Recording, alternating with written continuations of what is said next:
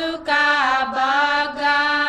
gaham kutam visangkatam visangkara gatam citam tanahanam kayama jaga abija pacaya sankhara sankhara pacaya vinyana vinyana pacaya nama rupa pacaya salayatnam salayatna pacaya vasupasa pacaya vedana vedana pacaya tanaha tanaha pacaya upadanam upadana pacaya bhavo bhava pacaya jati jati pacaya jara marana sukha parideva dukkha domana supaya sa sambhavanti evametasa kevalasa dukkha khandasa samudayoti abhijaya teva asesa viraga nirodha sankhara nirodho sankhara nirodha vinyana nirodho vinyana nirodha namarupa nirodho namarupa nirodha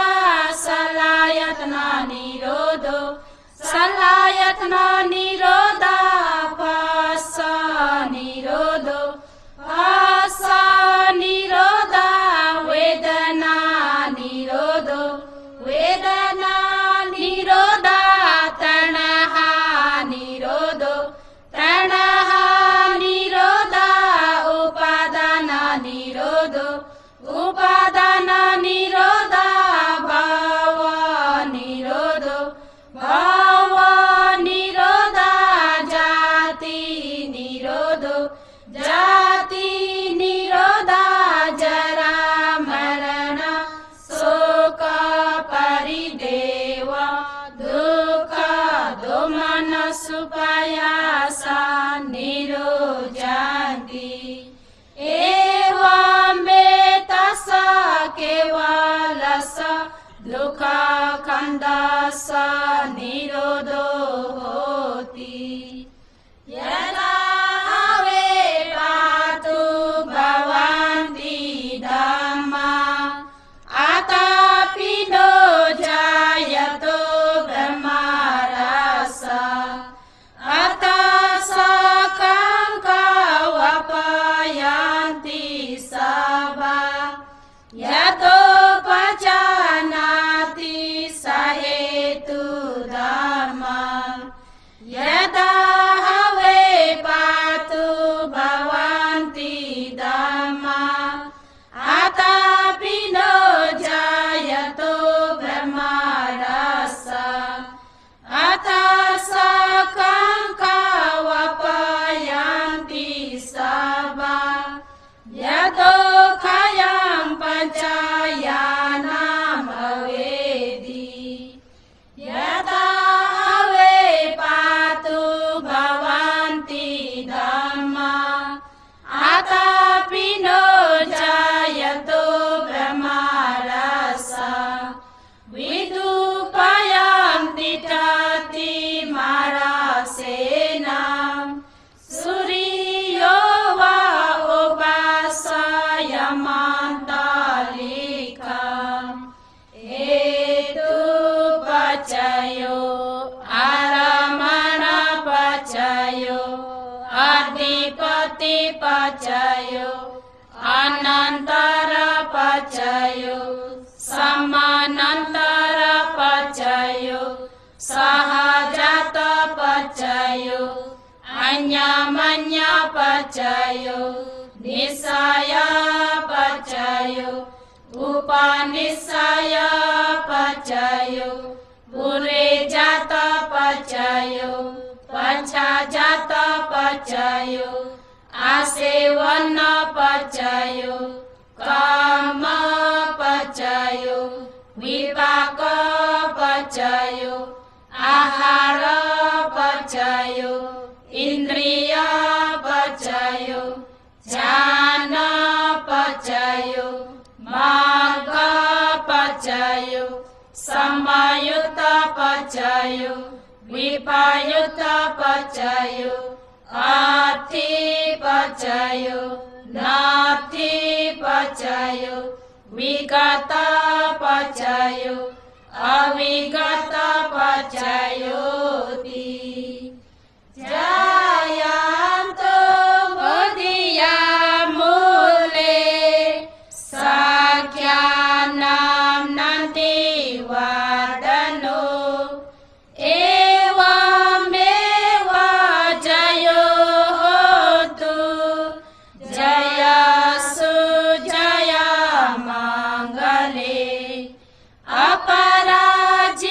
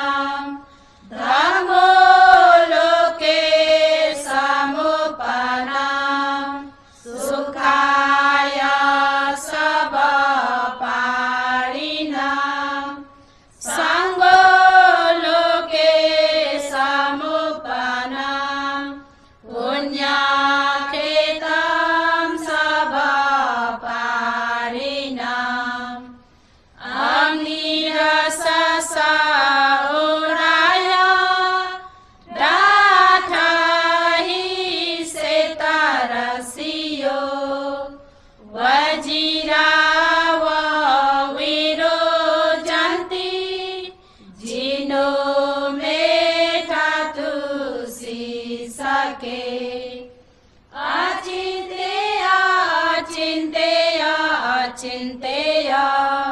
Buddha गुणो अनन्तो धर्म गुणो अनन्तो सङ्घ गुणो अनन्तो माता पितु गुणो अनन्तो आचार्य गुणो अनन्तो अहं वदामि सर्वदा नमो तस्स भगवतो अरहतो सम्मा सम्बुद्धस्स नमो तस्स भगवतो अरहतो सम्मा सम्बुद्धस्स नमो तस्स भगवतो अरहतो सम्मा सम्बुद्धस्स अरहतादि नवगुणैः अरहत आदि नवगुणले सम्पन्नगतं परिपूर्ण हुनुभएको नाथं देव मनुष्यहरूका पूजनीय माननीय हुनुभएका सम्मा सम्बुद्ध भगवान् बुद्ध स्वयंलाई उद्दिष्ट सम्झेर चेतियस धातु चेति धम्म चेति परिभोग चेति उद्दिष्ट चेति आदि उत्तम चेतिहरूका निम्ति वर्ण गन्ध रस सम्पन्न रङ सुहास रसिलो स्वादिष्टले परिपूर्ण भएको इमाम पिण्ड पादम खादनीय भोजनीय यो खाद्य भोजन आहार भोजनलाई सत्कार राम्रो भावले श्रद्धापूर्वक देवी अर्पण गर्दछु उजेमी पूजा गर्दछु इमाम बुद्धका भोजनीय यो पिउने जल पानीलाई वर्ण गन्ध रस सम्पन्न रङ सुहास रसले परिपूर्ण भएको इमाम फुपाम यो फुललाई पर्वावरेही उज्यालो प्रकाशले अन्धकारलाई विनाश गरिदिने इमाम दीपम जलम यो दीपको ज्वालोलाई सत्कार राम्रो श्रद्धा भावनले श्रद्धापूर्वक देवी अर्पण गर्दछु भन्ते उजेमी पूजा गर्दछु भन्ते ओकास ओकास ओकास काय कर्म वचन कर्म मनोकर्म आदि तीन कर्महरूमध्ये कुनै कर्मले अज्ञानवश गरिएका कुनै दोष रहेछन् भने पनि ती सबै दोषहरूबाट सुविमुक्त हुनका लागि प्रथम द्वितीय तृतीय एक बार दुई बार तीन बारसम्म बुद्ध रत्न धर्म रत्न सङ्घ रत्न भनी आनन्द श्रेष्ठ गुणहरूले सम्पन्न भई प्रसिद्ध हुनुभएका परम पूज्य तीन रत्नलाई अभिमान रहित श्रद्धापूर्वक सनम्र दुई हात जोडी सादर पूजा वन्दना गर्दछु भन्थे। यसरी सहित श्रद्धा पूर्वक सादर पूजा वन्दना गरी उत्पन्न भएको कुशल कर्म चेतनाका प्रभावपूर्ण कारणले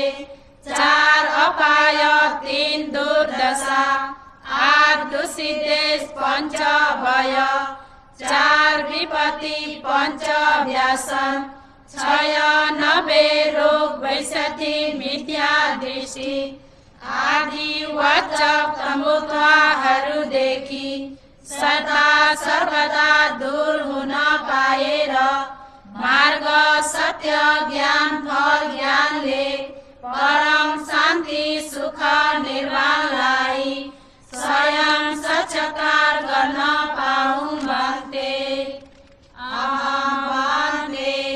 पिसडेन सह पञ्चशीलम् धम्मं याचामि अनुगं गत्वा शीलं देथा मे बान्ते द्वितीयम्पि अहं बान्ते पिसडेन सह पञ्चशीलं धम्मं याचामि अनुगं गत्वा शीलं देथा मे बान्ते तृतीयम्पि अहं बान्ते पिसडेन सह पञ्चशीलं धम्मं याचामि अनुगं गत्वा शीलं देथा मे बान्ते नमो तस्सै भगवतो अरहतो सम्मा सम्बुद्धिस्स नमो तस्सै भगवतो अरहतो सम्मा सम्बुद्धिस्स नमो तस्सै भगवतो अरहतो सम्मा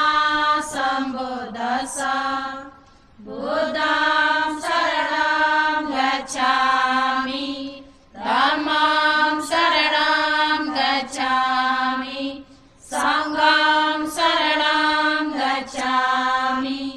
द्वितीयम्पि बुद्धं शरणं गच्छामि द्वितीयम्पि धम्मं शरणं गच्छामि द्वितीयम्पि संघं शरणं गच्छामि तृतीयम्पि बुद्धं शरणं गच्छामि तृतीयम्पि धम्मं शरणं गच्छामि तृतीयम्पि संघं शरणं गच्छामि पाणातिपाता वैरमणि सिक्खापदं समादयामि अदीन्नादाना वैरमणि सिक्खापदं समादयामि कामेषु मिच्छाचारा वैरमणि सिक्खापदं समादयामि मुसावादा वैरमणि सिक्खापदं समादयामि सुरामेरय मज्जपमादधाना वैरमणि सिक्खापदं समादयामि इदमे शीलं मग्गफलं ज्ञानस्य पचयोति इति पिसो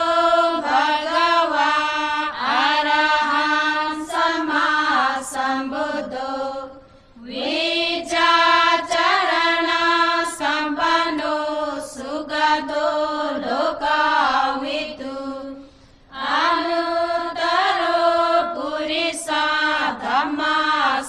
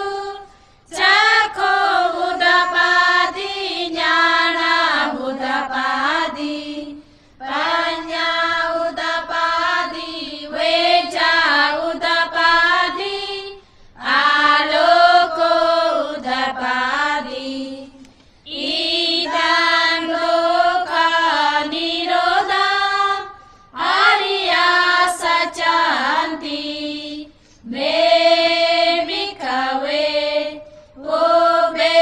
ananusutesu dhammesu chakko udapadi jnanam udapadi panya udapadi veja udapadi aloko udapadi tangko panidam dukkha nirodha arya satchan sachikata bandi me bhikkhave ube ananusutesu dhammesu chakko udapadi jnanam udapadi panya udapadi veja udapadi aloko udapadi tangko panidam dukkha nirodha arya satchan sachikatanti me bhikkhave ube ananusutesu dhammesu chakko udapadi jnanam udapadi panya udapadi veja udapadi aloko udapadi idam dukkha nirodha gamini padipada arya sachanti me bhikkhave ube ananusutesu dhammesu chakko udapadi jnanam udapadi panya udapadi veja udapadi aloko udapadi tangko panidam dukkha nirodha gamini padipada arya satchan bhavetavanti me bhikkhave ube ananusutesu dhammesu chakko udapadi jnanam udapadi panya udapadi veja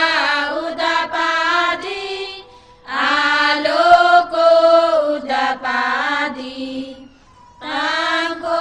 panidam dukkha nirodha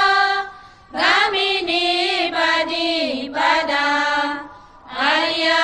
satchan bhavetanti me bhikkhave ube ananusutesu dhammesu chakko udapadi jnanam udapadi panya udapadi veja udapadi aloko udapadi yawaki vancha me bhikkhave ime su chatusu arya sachesu evanti parivatam dvadasakaram yatha buddham jnana dasanam nasu visudham ahosi neva tavaham bhikkhave sadeva ke loke samarake sa brahma ke sa samara brahmaniya pachaya sadeva manusaya anutara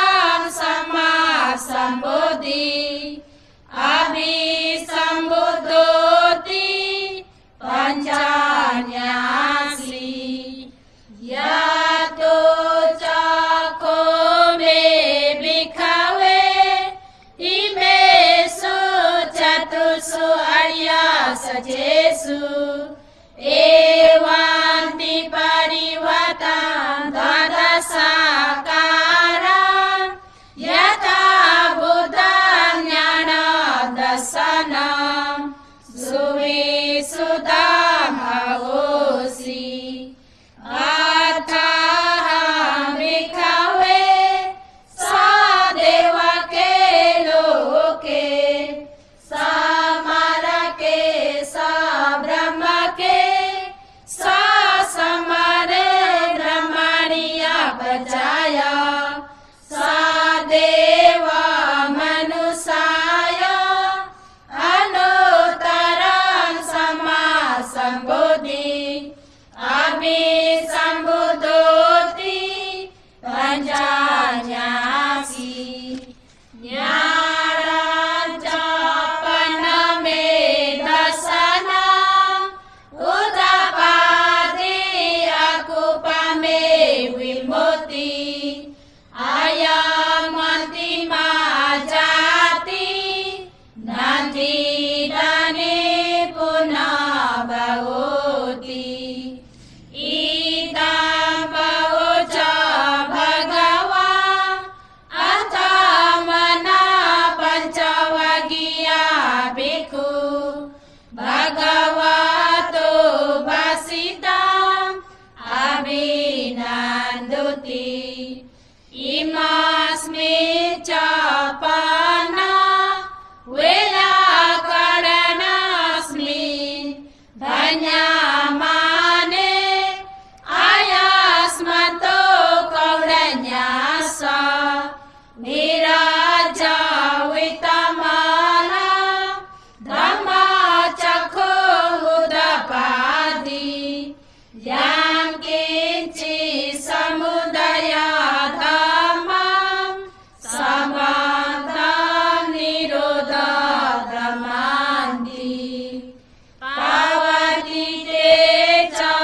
पन्ना भगवता धम्मचक्रे भूमदेव सदा मनुष्यावेषु एतं भगवता वाराणस्याम् ईशिपतने मिगधाये अनुत्तरं धम्मचक्रं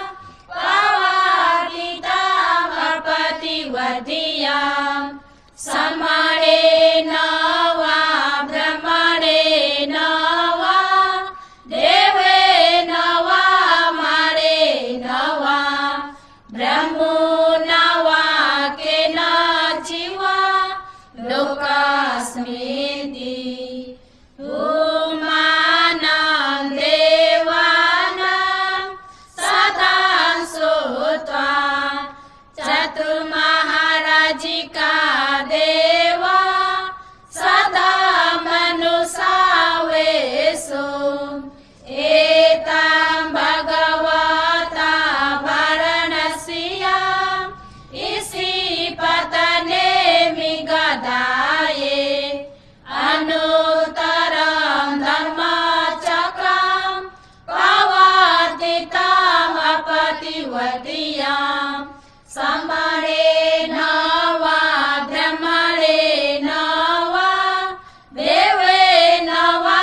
मरेण वा ब्रह्मोण वा केनचित् वा लोकस्मिन् चतुर्महाराजिकानां देवानां सदा श्रुत्वा तावती सा देवा सदा मनुष्यावेषु एतं भगवता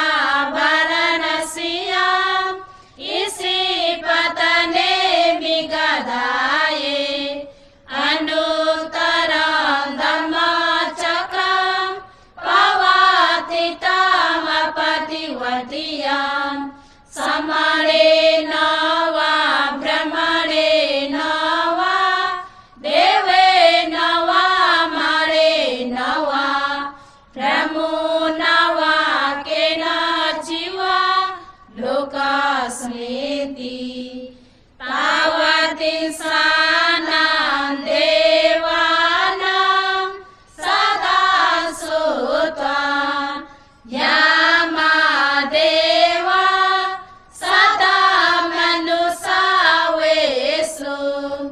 एतं भगवता वाराणस्याम् ईशिपतने मिगधाये अनुत्तरं धम्मचक्रं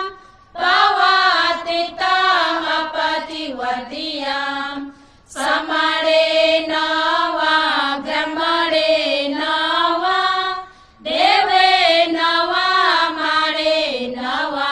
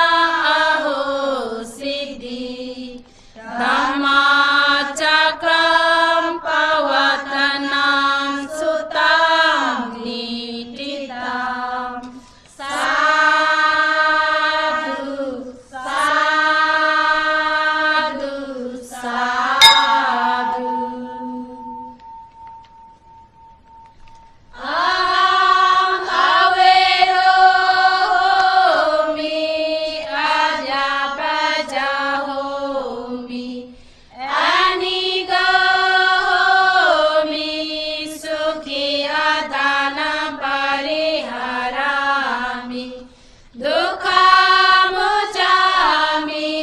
यथालता सम्पत्तितो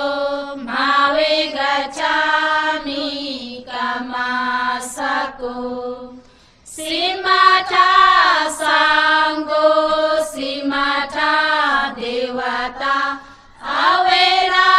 होन्तु अद्यापजा होन्तु अनिगा होन्तु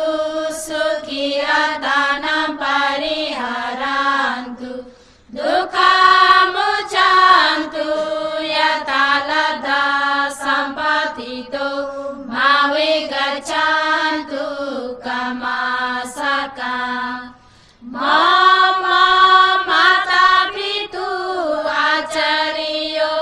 ज्ञातिमित्र समूह भूमाथा देवता रुखाथा देवता आकाशथा देवता आरखा देवता अवेरा होन्तु अद्यापजा होन्तु अनिगा होन्तु सुखियतानं परिहरन्तु दुःखमुचान्तु यथालता सम्पत्तितो भावे गच्छन्तु कामासका इमस्मिन् स्थाने इमस्मिन् ग्रामे इमस्मिन् विहारे इमस्मिन् नगरे इमस्मिन् देशे इमस्मिन् चक्रवालेषु सबे सता सबे प्राणा सबे बुद्धा सबे भूगला सबे अंतर्भाव पर्यापन्ना सबा इतियो सबे पुरुषा सबे हरिया सबे अनारिया सबे देवा सबे मनुष्य सबे विनिपातिका अवेरा होन्तु अद्यापजा होन्तु अनिगा होन्तु सुखियतानं परिहरन्तु दुःखमुचान्तु यथालता सम्पत्तितो भावे गच्छन्तु कामासका पूर्वमाय दिशाय पश्चिमाय दिशाय उत्तराय दिशाय दक्षिणाय दिशाय पूर्वमाय अनुदिशाय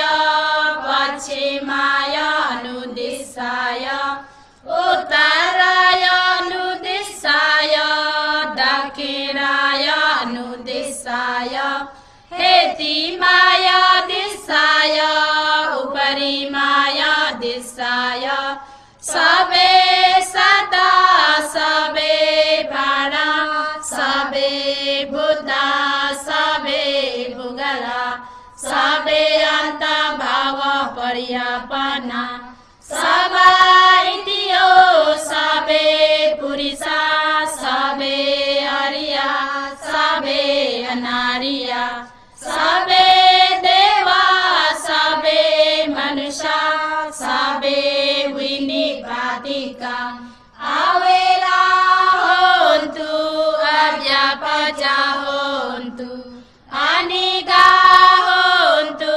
सुखियतानं परिहरन्तु दुःखमुचान्तु यथालता सम्पत्तितो भावे गच्छन्तु कामासका उदार्या वा भगवाच अदोया वा अविजितो समन्ता चक्रवालेषु ये सदा पठावि जरा अव्यापच निवेरा च निदुःख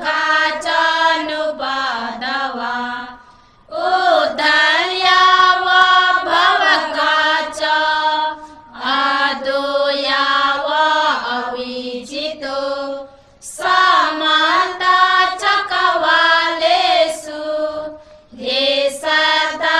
उदाके चरा अव्यापाचा निवेराच निदुखाच नुबाधवा उदर्याव भवगाच अदोयाव अविजितो समन्ता चकवालेषु ये सदा आकाशे चरा अव्यापाचा निवेराच निदुखाच नुबाधवा यं पदं कुशलं तस्सा अनुभावेन पाणिनो सपसदमराजस ज्ञात्वा धर्मसुरावहम् पापुरन्तु विशुद्धाय सुखाय पतिपत्या अशोकमनुपायास निर्वाण सुखमुत्तमम् चिरं तिष्ठतु सद्धर्मो धर्मे होन्तु सगारवे सर्वेऽपि सदाकालेन समादेवो पवसतु यथा रक्षिषु पुराण सुराजानो तथैविमां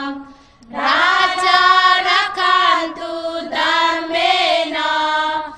आत्मानो भजं सर्वे शङ्करा अनिजाति यदा पन्याय पश्यति अथ निवेदन्ति दुःखे एषमगो विशुद्धिया सर्वे शङ्करा दुःखादि यदा पन्याय पश्यति अथ निवेदन्ति दुःखे एषमगो विशुद्धिया सर्वे धर्मा अनादति यदा पन्याय पश्यति अथ निवेदन्ति दुःखे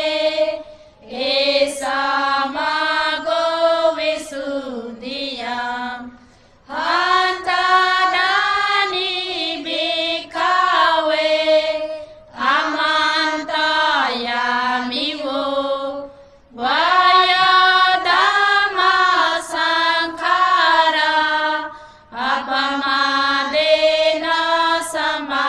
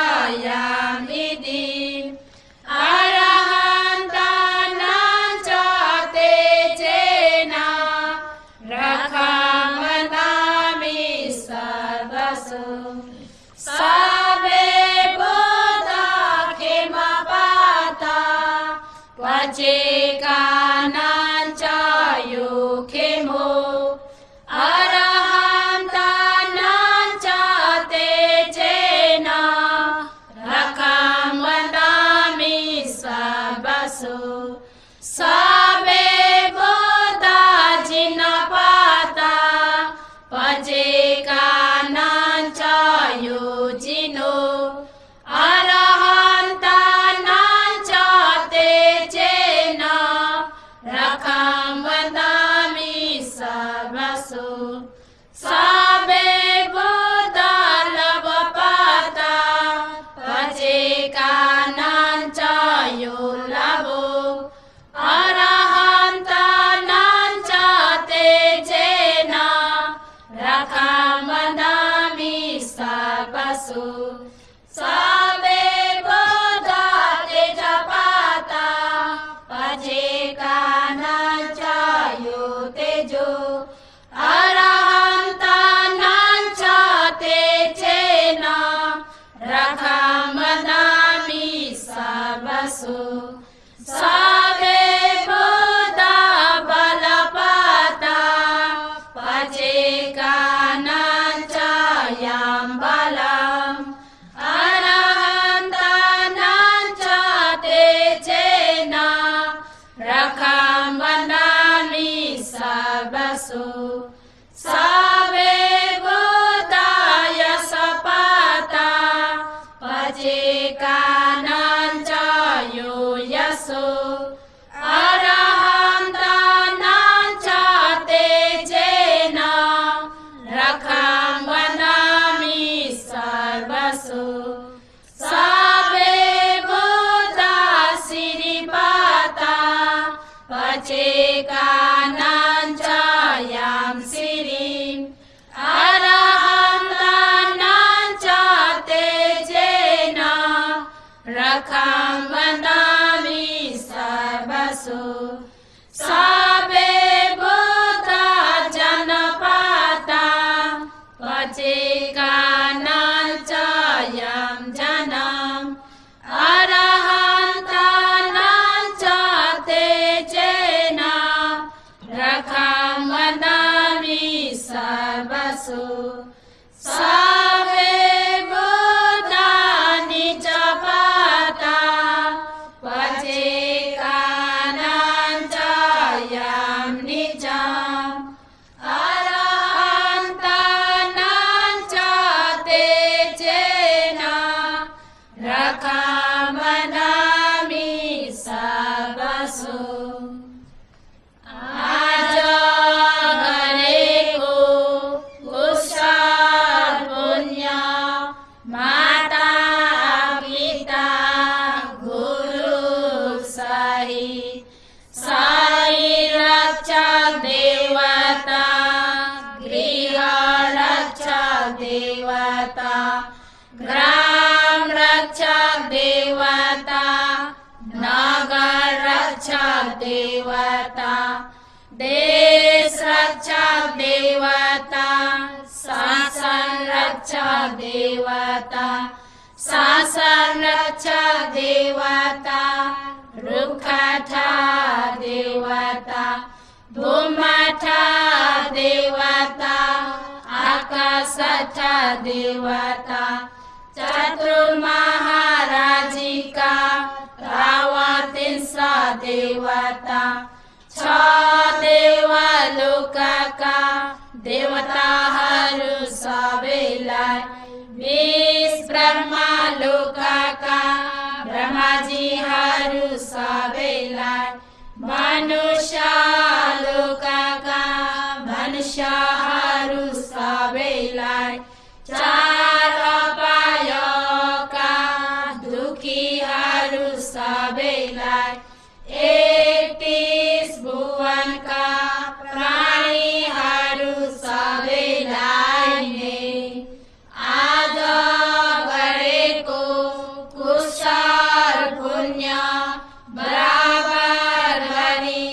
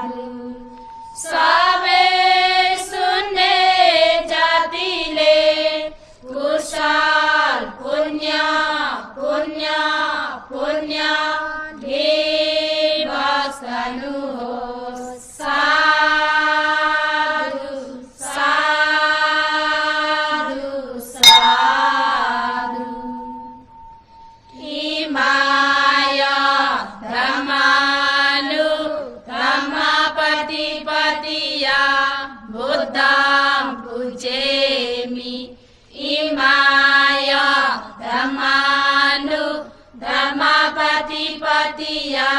धम्मं पूजेमि इमाय धम्मानु धम्मपतिपतिया संघं पूजेमि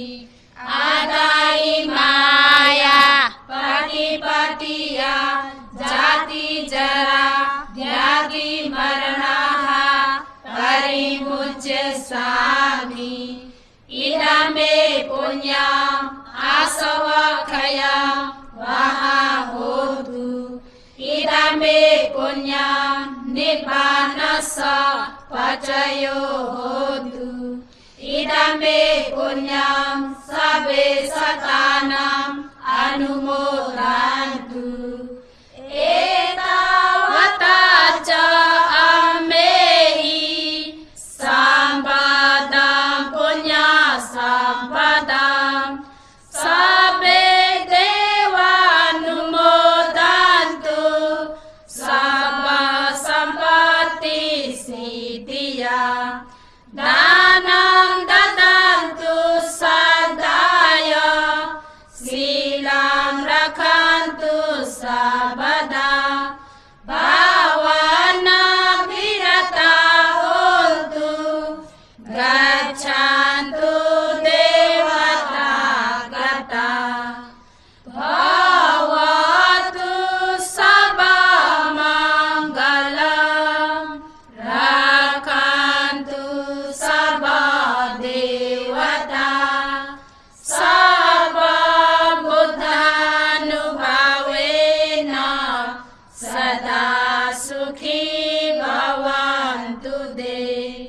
भवतु सर्वमङ्गलं रक्षन्तु सर्वदेवता सर्वधर्मानुभावेन सदा सुखी भवन्तु ते भवतु सर्वमङ्गलं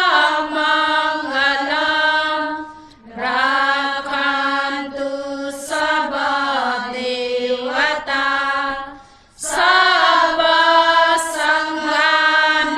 सर्वसङ्घानुभावेन सदा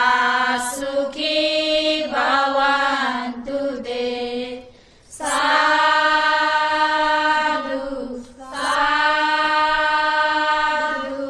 साधु बुद्धं शासनं चिरं तिष्ठतु सदमो लोको होतु सुखी सदा बुद्धं शासनं चिरं तिष्ठतु सदमो लोको होतु सुखी सदा बुद्धं शासनं चिरं तिष्ठतु सदमो लोको होतु सुखी सदा साधु साधु साधु। आज शासन संवत 2553 ख्रीष्ट संवत 25 तारिक 11 महिना 2009 अखिल म्यानमार देशीय थेरवाद बुद्ध धार्मिक संघ गोर्खा माइसु रत्नभूमि वाङ्कान शाखा सत्य धर्मालय धर्मचक्र मण्डलीद्वारा धर्मचक्र प्रवर्तन सूत्रलाई उच्चारण गर्दै हुनुहुन्छ हजुर।